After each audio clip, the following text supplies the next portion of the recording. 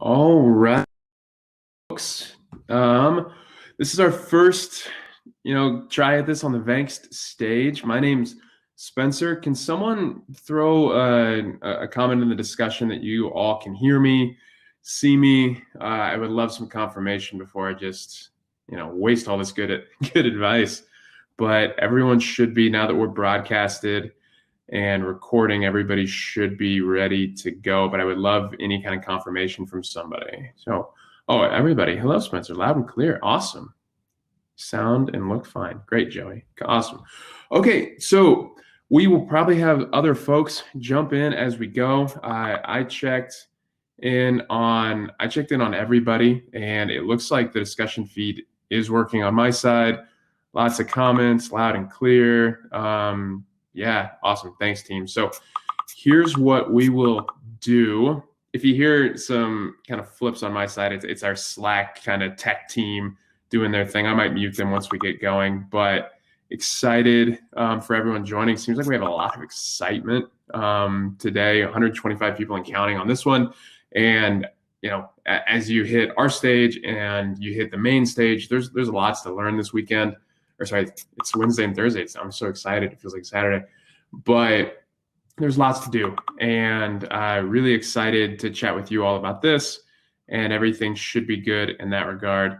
But let me double check my kind of tech folks on the other side. Let's talk about okay, cool. Perfect. All right, good to go. Awesome. So, like I said, the reason everybody showed up to this today is we are entitling this one Building a Resume and Nailing Your Next Interview, the Vangst Stage. What I'm going to talk about is a little bit about my background, why I'm going to lead this one, what to look for in building a resume, maybe some tips and tricks you just don't know about portals, those types of things. And then we'll talk about what I think is the best way to win an interview. A lot of this isn't specifically geared towards cannabis. We're going to talk about some cannabis stuff, but I want to start really focused on anything that can apply to everything, because I saw people that are software developers and I saw events folks and marketing, and it really doesn't matter what you do. A lot of what we're going to talk about today is just general good interview prep, resume prep, but I will get into some cannabis specific stuff as well. I'm probably going to kind of riff just for a little bit to start us. But if you have, I did say portals. But if you have any questions or anything, I'm going to keep this Discord, or I keep calling it Discord, but it's a discussion. I'm going to keep this discussion up. And hopefully, Helen, I'm not sure how to do audio. I'm sure it's something back on your main page. Maybe jump out and join us back. But excited to, see some of your questions as we go. If something seems unclear, or you want to, ask me a question, feel free. I will do my best to help in the moment, but I will do my best just to kind of give everybody why they came here. So, quick just intro on Vangst and intro on me, and then we'll get off and running. You all probably know what Vangst does since you're all here, but just to kind of, hit you with it anyway. We're a talent firm that's been based out of the cannabis industry and based out of Denver for the past 4.5 years, just shy of 4.5 years, I guess. Started as a small boutique recruitment firm, which, dealt with problems of, big hires for cannabis companies, but realized quickly that the cannabis industry is a very new and flexible and just much needed one size fits all sort of thing. So as the cannabis industry's grown, the Vangst industry, has grown as well. So, what we do is quite a lot. Like what I do over here is I'm part of our direct hire team. And what that means is, I'm your traditional full-time headhunter, right? A company needs a big hire. It doesn't always have to be a VP level or something. It can be entry level, mid-level, high level, anywhere in the United States, in Canada. My team's taking on stuff in Sri Lanka and Colombia and all these different things. I'm not going to say how much success we've had in those places, but, through North America, if you want a full-time job, my team is probably looking for folks like you, or at the very least, there's something coming through for someone like me. On the other side, one of the best things we do too is we have a gigs team, which is focused on temporary work. That is anything focused on, temporary projects, entry points into the industry, things like trimming, bud tending, packaging, those types of roles. There's other gigs pieces of this stage, and of today. There's a gigs booth, there's a direct hire booth. Please, stop through with Brazen, explore everything. A lot of what I talk about, by the way, today is pulling people from other industries into cannabis. So we'll definitely hit all that. And last but not least, you guys are all on the platform. That's how you got here. Our platform is trying to connect candidates and clients together and, really focus on that. So quick on me. I've been a recruiter for about 5.5 years now. I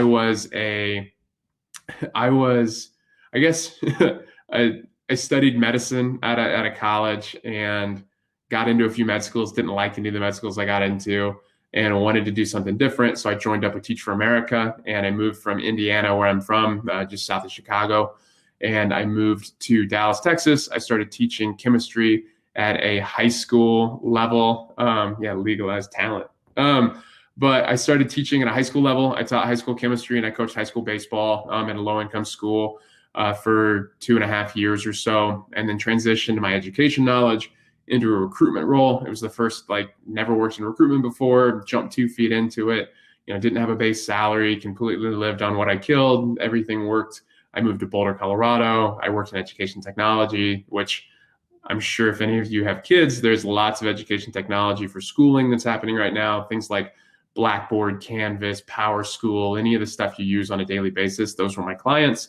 Learned a lot about recruiting and a lot of different levels. And then I made the transition to Vangst just shy about 2 years ago. Wanted to get into the cannabis industry because there is just so much here to unpack, and that's what we're going to talk about. So, again, back to why we're all here on this call. Resumes can help you or hurt you. Interviews, they're hard to get, but once you get them, you can't falter. You can't screw it up, to be very frank. So that's why, I want to talk with everybody today. Hey, got a Valpo girl. Okay. So let's talk about resumes first. Again, general stuff to start. We can get specific, and then if there's any other questions that follow up on something I've said, I'll keep an eye on the Discord. I'm just going to call it Discord. We're going to keep an eye on the Discord and do my best to answer questions as they come up. So a resume, people call it a CV, people call it, there's cover letters attached, all this good stuff. What I'm going to talk about generally is just that 1 or 2 piece of paper that you use to apply to jobs, whether they're in person, they're online, whatever it ultimately is. I just want to talk about how to translate your experience to cannabis, but also just how to put it on the page the right way.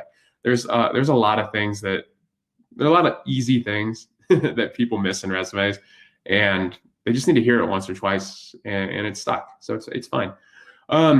First and foremost, as a recruiter, when I look at a resume, the first thing before I ever read a single word is the formatting of it. I know that sounds silly, and everyone's like, "Oh, that's the that's the info we're gonna get," whatever.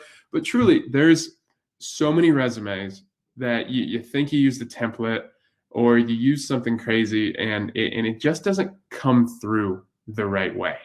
Also, real quick, Jen, everything's available for recording. We're recording this, and I think you can access them afterwards. I'm not exactly sure, but you'll probably get an email on everything. But yeah, we're recording this so you can come back to it. So take good notes if you can. If you have your resume in front of you, cut it up the right way.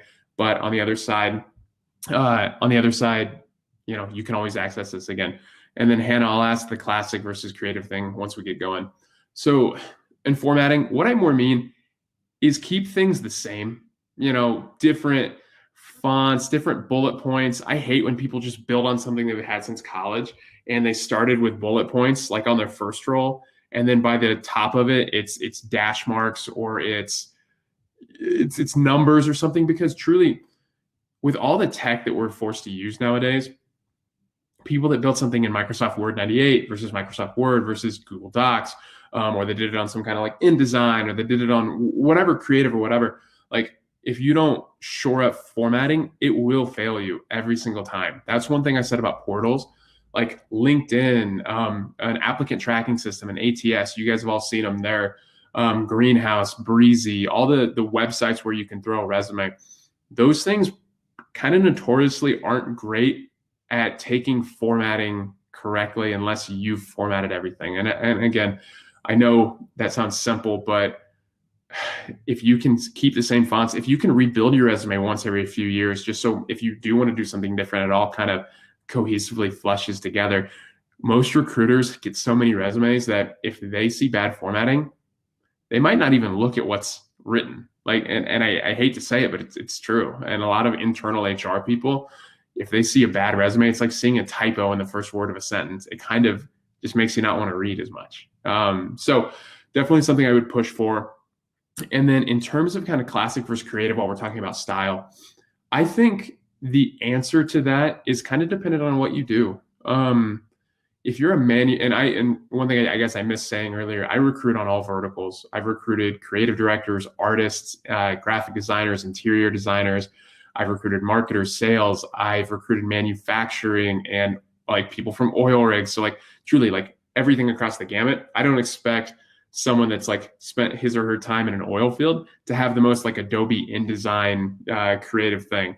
But I don't think I can show up here, but I can probably post back to this cord for a few examples. But what I'm going to go for here on classic idea, your classic resume, everybody thinks about it. It's got your name at the top. It's got your contact info. And then whether you put education first or you put work experience or summary, whatever, it starts and then it kind of goes, I held this job from this time to this. And then here's the bullet points that are associated with it. And then a creative resume is the stuff you're seeing more often nowadays, where it's got maybe your picture in front, or it's got, a bunch of like, fun kind of graphics up and down the side. Usually those are built in some kind of Adobe program, depending on what you're best at. I personally know so many hiring managers for things like manufacturing and sales positions or back of house or cultivation. If you apply with a creative resume, most likely they're not going to receive it super well. And I don't mean that as you wasted your time, you did something silly. It's just people like that, and I'm drawing a very archetypal box here. They want to get directly to your results. And I'll talk about how best to roll out your results, but they don't want the frill, the hard to finds. They don't want your phone number to be in the bottom right corner where they can't find it, because truly they care how much cannabis you're growing per light, per pound, per season, or they care about what's your throughput or your equipment efficiency on your production line. Like they care about those things, which are best presented, very frankly, in a classic idea. As for baseline font or program, it depends kind of what you're most comfortable with. Don't do anything cursive. Don't do anything on a slant. Don't do anything that's too crazy. I would use Arial, Times New Roman, Tacoma, something straightforward, something that can't be eaten up by a program because it's mostly represented. In terms of these classic resumes, black and white gets it done 99.5% of the time. If you wanted to throw some kind of like all your bullet points are like a dark green, or maybe your name at the top so it pops is in like a bright red, it really doesn't bother anybody. Like I don't think color helps or hurts in a classic resume unless you're consistently switching it up, where it's like black, blue, green, black, blue, green. Like that probably doesn't play. But if you wanted to really point to something, if you really wanted to point to something that says, I would almost use bold on black and white. Like maybe you have 3 or 4 bullet points underneath something. A bold line is what's going to draw an eye, not necessarily green or something. In terms of programming, I keep my resume in Google Docs. I've switched between so many computers and work computers and stuff that I just trust my Google, because the worst thing is losing a resume, like where it was on your old high school computer or something. So I keep it on the cloud and I try to put it in Google Docs. But again, Microsoft Word, any of those other text things are the best way. One thing I will say on programming though, right now, whenever you send and this is a key point, whenever you send your resume anywhere, whether it's to a friend, whether it's to like an online application, LinkedIn, whatever, a portal, you send it in an email, send it as a PDF. And I'll say it again, send it as a PDF. A lot of people are probably like, oh, of course, yeah, I know that. But there are so many people that just don't have Microsoft Office, or they don't have whatever program you send it in, but everyone can view a PDF on the baseline of a Mac, a PC, Linux, whatever. So a PDF will keep your formatting correctly. It just will. So if you're sending it for people to pay attention to, always send it in a PDF. I just 100%, always. In terms of 1 or 2 pages. Kind of depends how long you've been in the workforce and what you want to do. If you have 2 roles and you have 25 bullet points for each role, that thing doesn't need to be 2 pages. If you've been in the workforce for 40 years, what I usually suggest, and it takes some work, but I would keep everything you've ever done in what we call a CV, right? A curricula vitae. And with that, that's every role you've had since the dishwasher you were in high school, and you move it all the way up to what you're currently doing. But you also keep a short form version of your resume, just depending on your audience. So I know that if I have a 7-page resume because I've been in the workforce for 40 years, no one's going to read down to page 7. It's just not going to happen. So keeping an executive summary where it says, my name's Tom. I've been a manufacturer for 20 years. Sorry, working from home. We have some dogs real quick. Give me 1 second.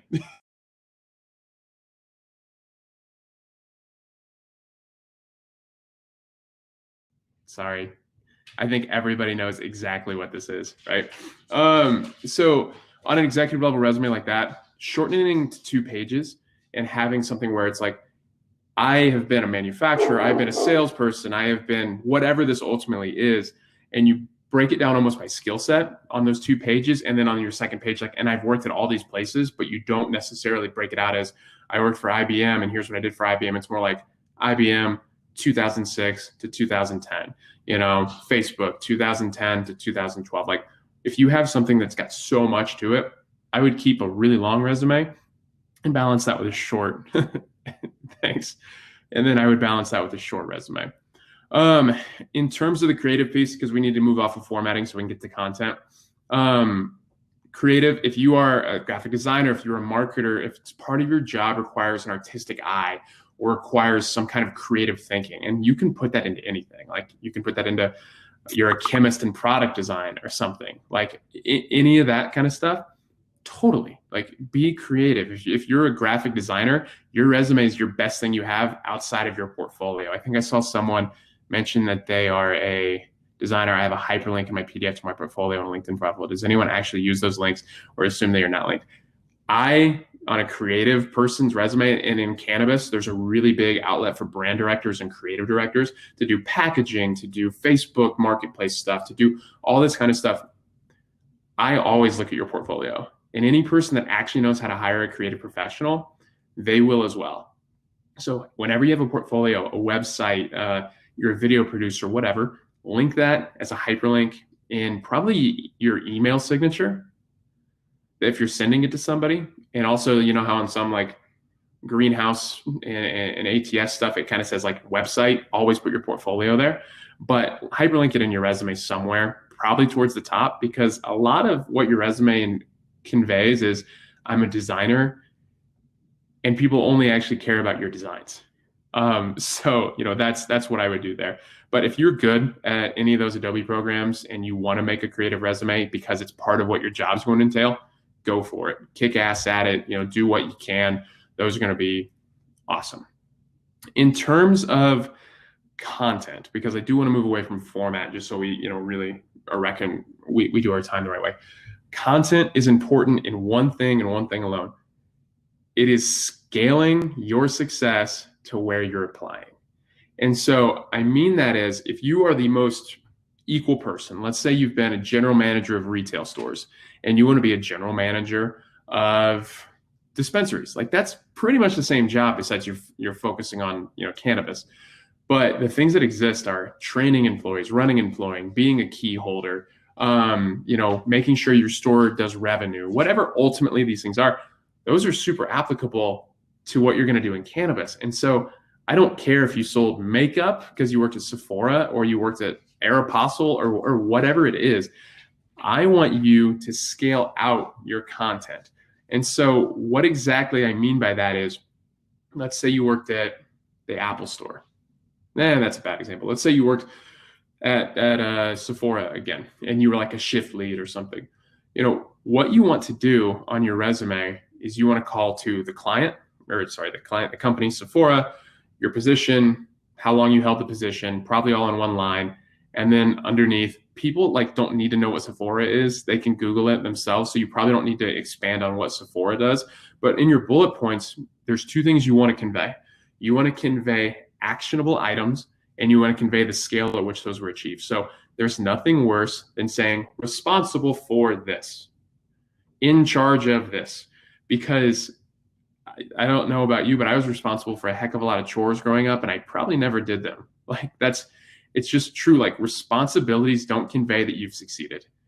And that's why whenever you can, you want to lead a bullet point with a verb. And I mean like, completed, achieved, ran, managed, whatever it ultimately is, like make it verb centric. And then on the other side of it, when you get a chance, convey the scale of it. So let's say you trained, like in this retail example we're using, trained 20 employees, 20 full-time employees, and also trained 60 seasonal employees every holiday season. Trained is something that's super important because in cannabis, you want to be compliant, but also you want good workers when you walk into a place. So training is important. It's a buzzword verb.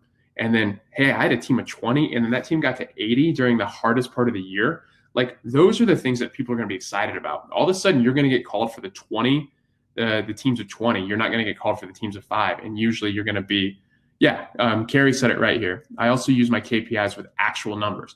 What were you measured on? And then how did you achieve it? Salespeople in the group, I've seen a lot of people saying sales. If you have a quota of $1 million and you hit $1.2 million, that's 120%. Like go crazy on that. Hey, fiscal year quota, 1 million. Fiscal year actuality, 1.2 million, 120% to goal. That's probably the only number I need to see to call you.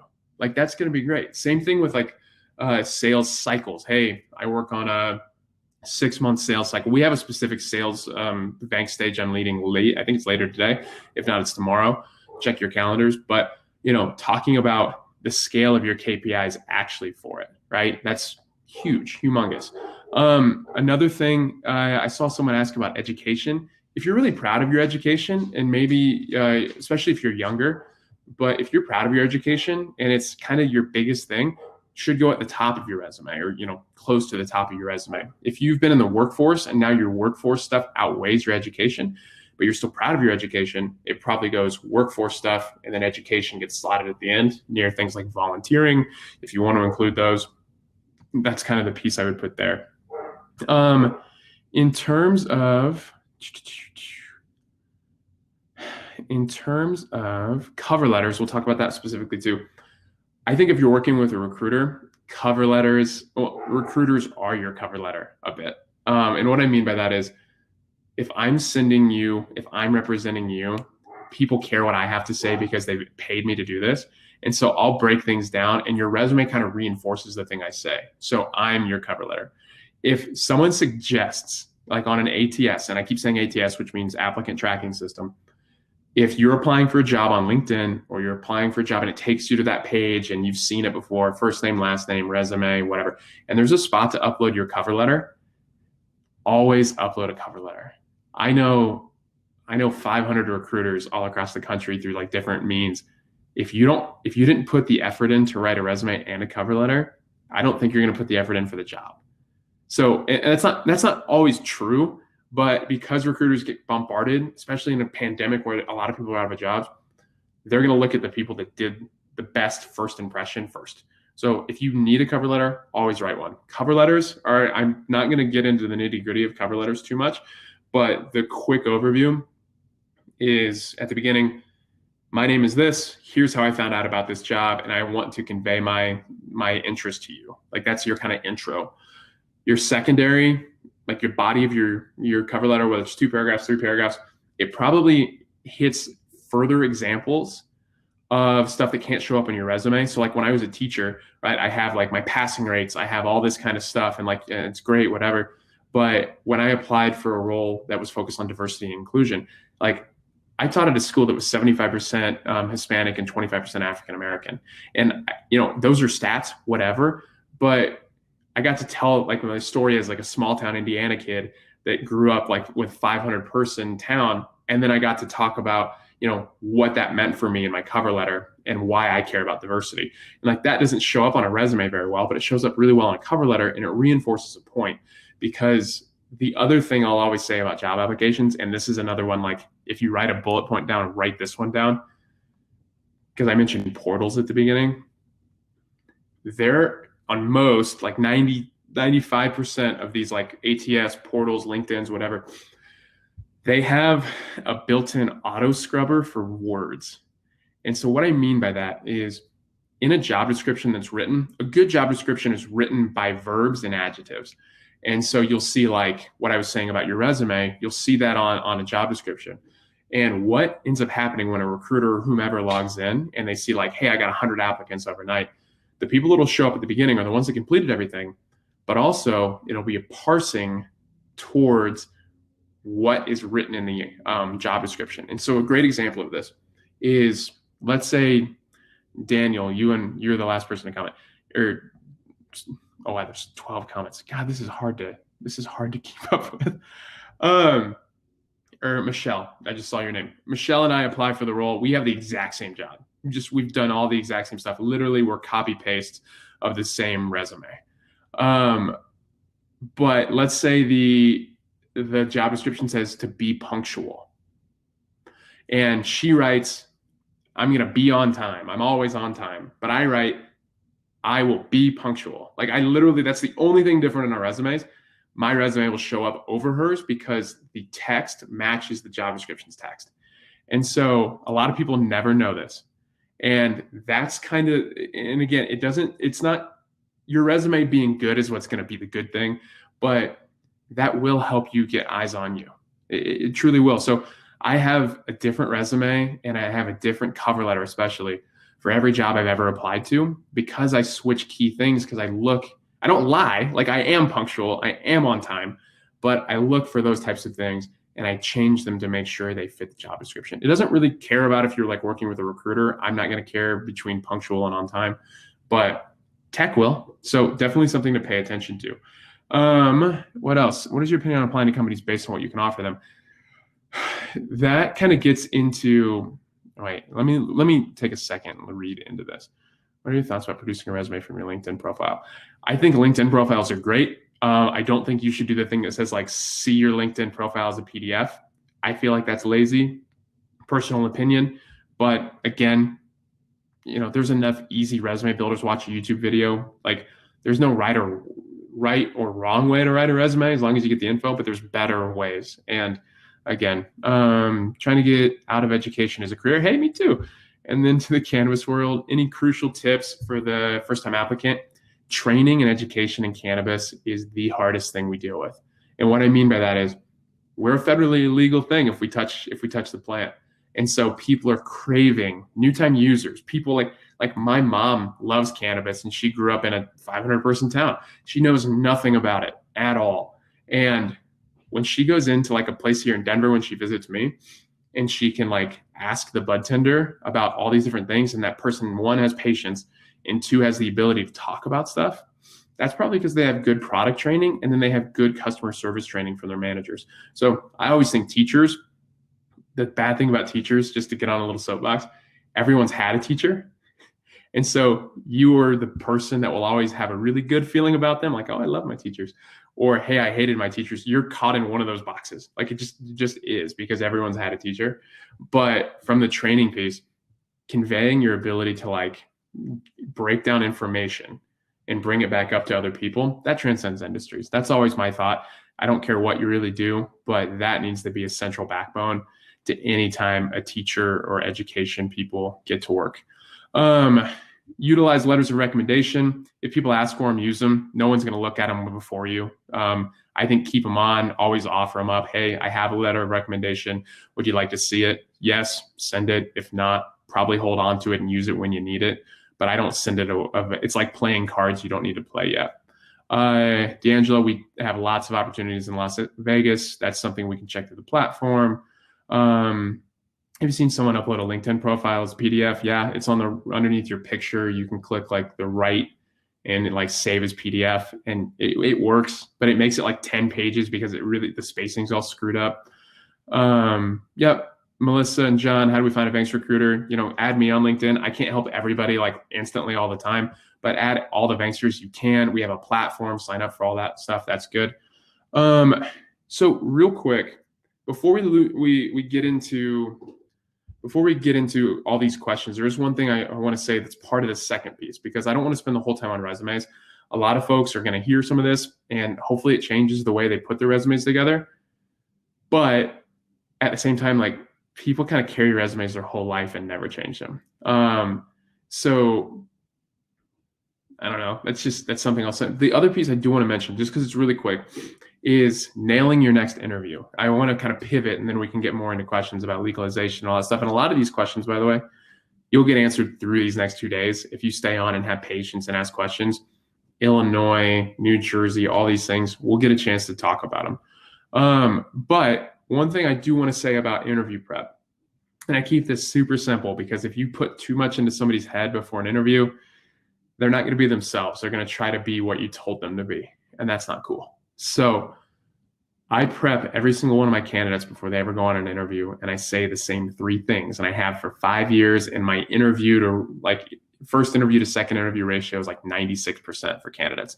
One, it's because the candidates I find are really good, and that's all on you guys. But number 2, I think people get nervous in interviews, and that's fine. Nervous means you care about something.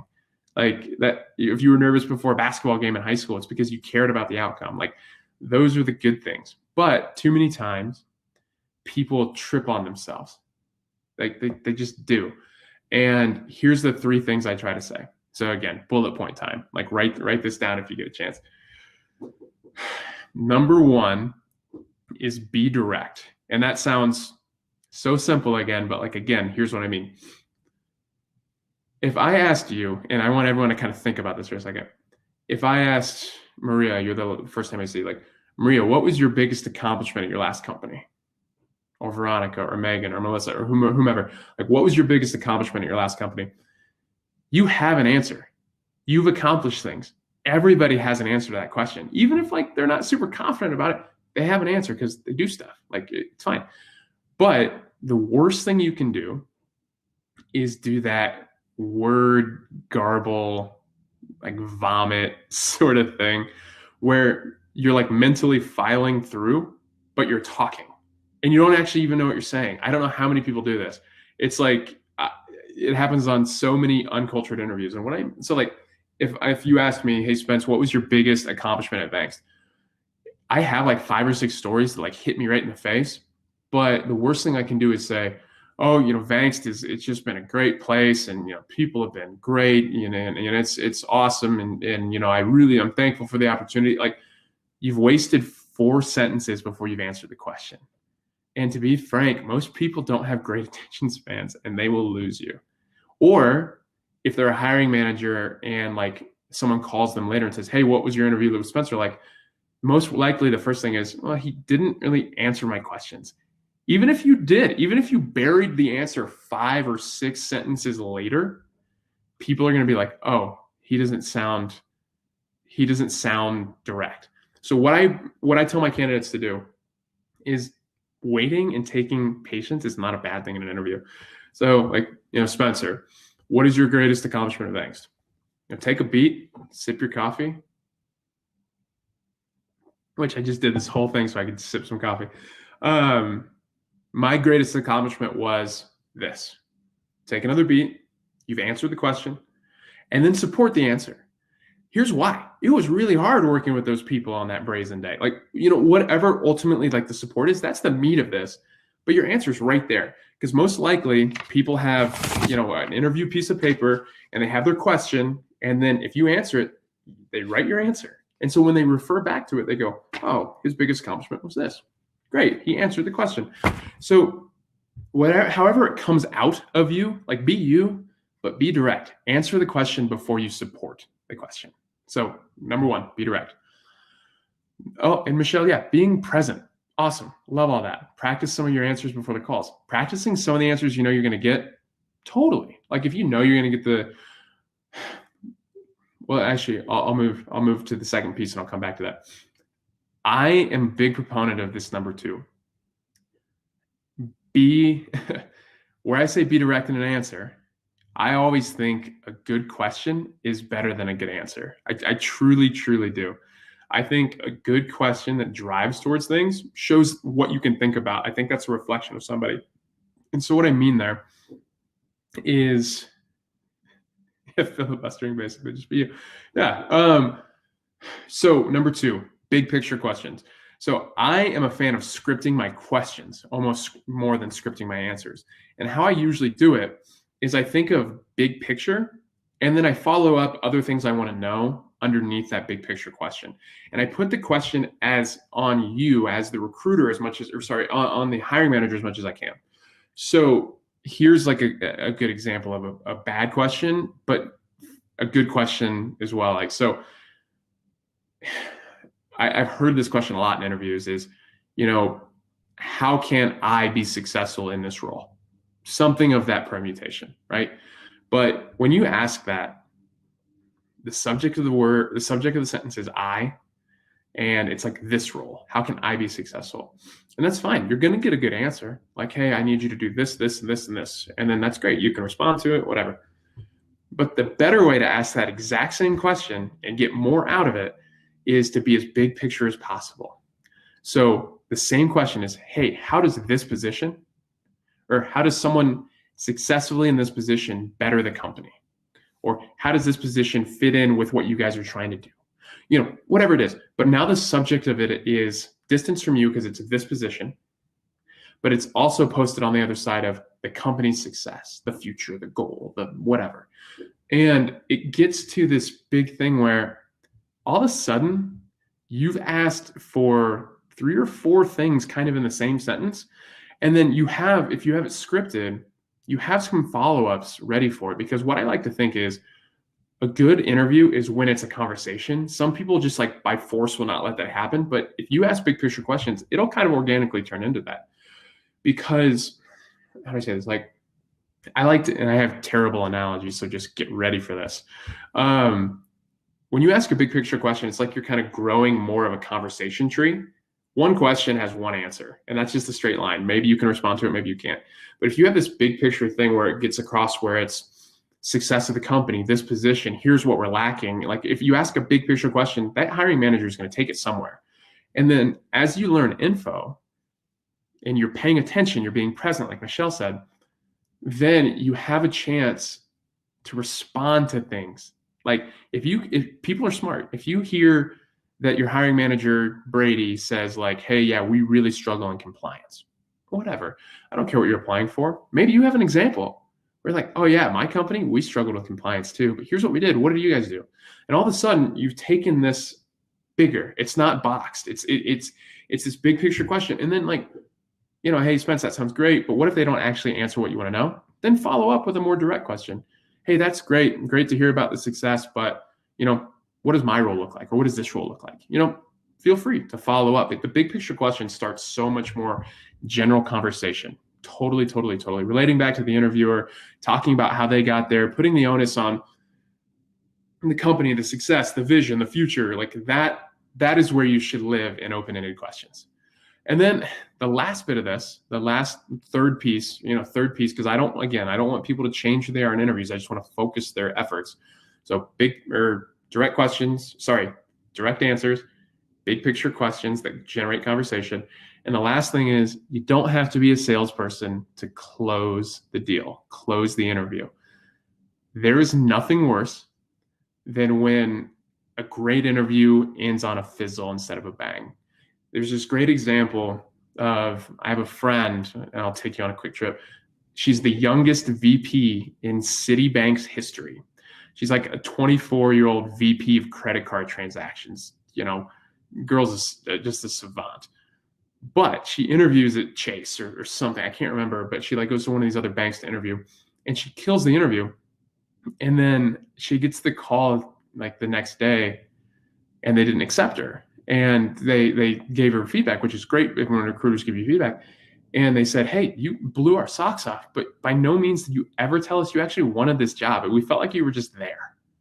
You were just there to interview because whatever. We thought you were trying to leverage a different piece or whatever, like, and all that kind of stuff. So end everything on an exclamation point when you can.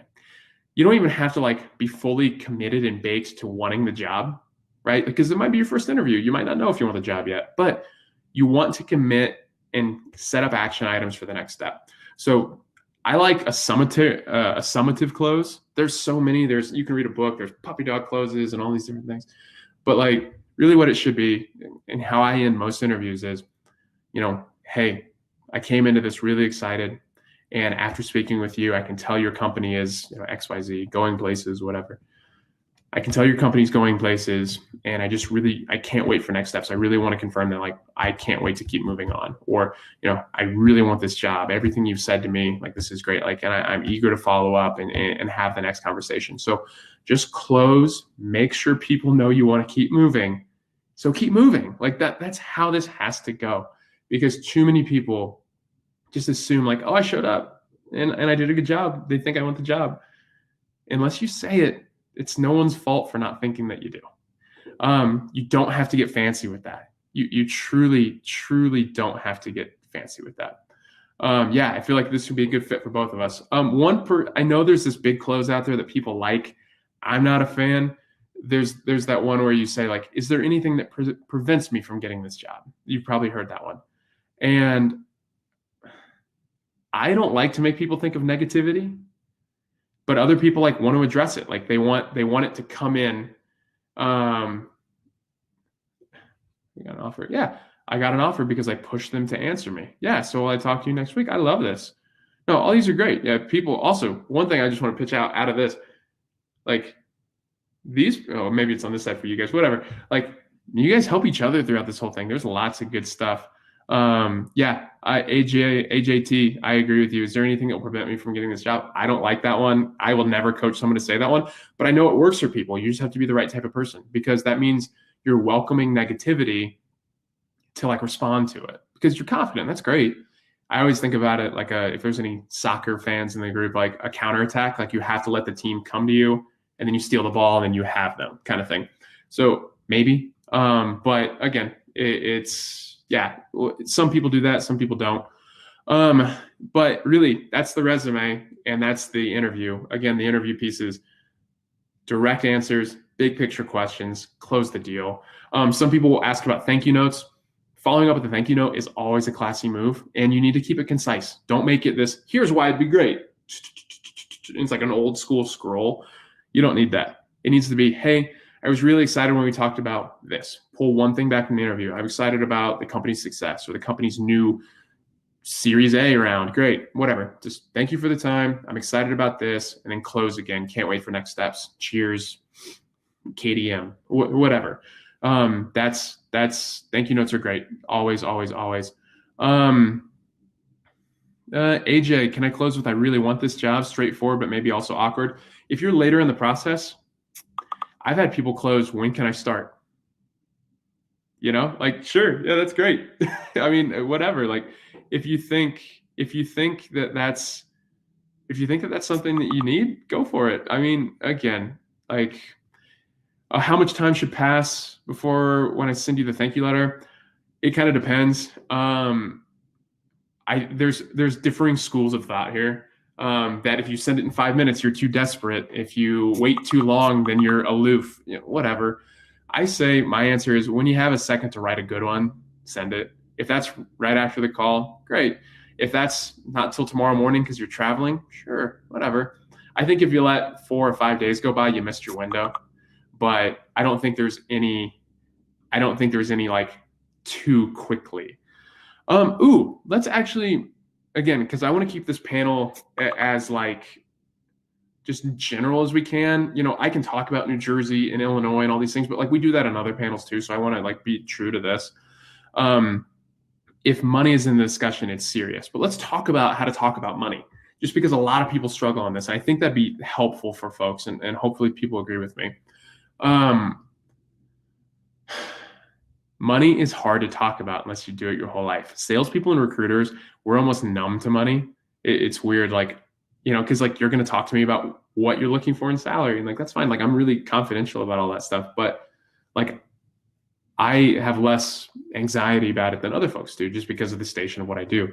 But when you have a chance to talk about money, you can still talk about money and get a no. There's a few things here. Some people put it in the first interview. Some people put it in the last interview. Here's my thoughts. If someone asks you from a hiring manager perspective in the first interview, hey, where would you expect to like come in base salary wise or something? Feel free to answer. That's fine. But as a candidate, I personally think it is a rule that you shouldn't bring up money in the first call. I think you should let them do it and respond, fine. But in a first interview, that's no place for money. That's a place to generate good feelings, good morale, good wealth. Because later, when you do talk about money, it's kind of going to be like against how much you've built with them. I like to think about it as moral capital. In the first interview, if you can build more and more and more of a reason for them to negotiate with you or keep you going, like you build it at the beginning, you almost like spend it later. In terms, ask what the budget is. Oh, snail mail. I used an email. I wouldn't use mail. He always suggested, I'm sure you'll make a fair and reasonable offer. Yeah, that could work. I think it kind of depends. Like, again, you guys know your backgrounds. I think people in like kind of more farming, rough and gruff manufacturing careers, they're kind of no bullshit, straightforward. Hey, for me to make this move, I need to make 120. Okay, great. Yeah, we'll get that. Like, that's usually how that conversation goes. For business, sales, like where everything's a negotiation, it's a little different. You don't want to play your cards. One thing I will say, just to put legality here, so far in 2 states, and I could be wrong about third or fourth, but so far in 2 states, and I think this should be a national policy soon, is in California, Massachusetts, you can actually not ask for previous earnings from a candidate on a phone call. And what that's for is it doesn't want to like keep furthering the wage gap between genders, is usually what that's for. So when people say, hey, what have you previously been making? Or can I see a previous W-2 in an interview? If you're in those 2 states, that's actually unlawful. But it's also something where it comes from people that like used to say like, oh yeah, I guarantee you I'm worth $50,000 extra dollars. Because that's kind of bullshit, because not most people get, a 50K bump every time they move or something. So how I always answer it is with an actual acceptable offer. Hey, if I were to make the move, I would need to get 120. They'll probably come lower at 110 and you could accept for 115 or whatever it is. Like start, at the 105% of what you would expect to come back to 95%. It ever works. If you have a recruiter, he or she can help you negotiate the offer. I think in quarantine, just a big thing too. Glassdoor is fine. Cannabis doesn't have a lot of Glassdoor, so you won't find any good info there. I think during the pandemic, the worst thing you can do for yourself is, let's say you were making $80,000 and you lost your job because you did. Don't take a 40K job. That's going to hurt you longer than you think it will. That's just not something good. Okay. So we have so many questions, and here's what I'm going to say. All this is awesome. You guys have so many good questions. Check your panels. There's lots of really high-level cannabis people on the main stage. And then on the Vangst stage, there's lots of stuff like this, like where we're trying to talk about one specific thing. And if you like go to all these or go to a lot of them, like you'll get bigger and bigger values of knowledge. You'll get more answers to more questions. Like this was our first one. There was a lot of people. I guess how many people joined up? I think we got to 200 and something at one point. So like, that's great. The best way to connect to you, I'm Spencer Peters on LinkedIn. Feel free. If I don't have 200 connection requests, I'm gonna be upset. But on the other side, sign up for the Vangst. You guys are going to get bombarded with all our stuff, but sign up for the platform. That's a great way to stay into us from our clients, our perspective. We're on social media. Follow all our social media. We post about specific jobs and hot jobs. And there's gigs platforms. There's a booth for DH for direct hire. There's a booth for gigs.